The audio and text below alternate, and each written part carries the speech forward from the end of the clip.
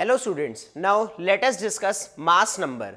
Mass number is represented by symbol A, which represent A is equal to, mass number is equal to sum of protons and neutrons present in an atom. For example, if we consider an example sodium with atomic number 11 and mass number 23.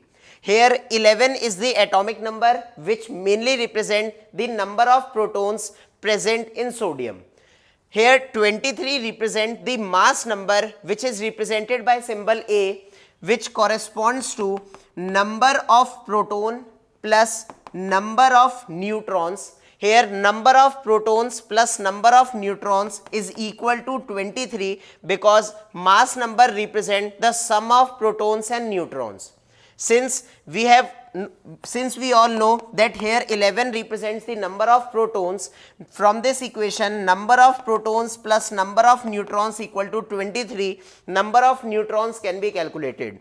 Number of proton which is equal to the atomic number 11, number of neutron equal to 23, that is number of neutrons can be calculated 23 minus 11, that is mass number represented by symbol A minus atomic number represented by symbol Z. So mass number is the sum of protons and neutrons.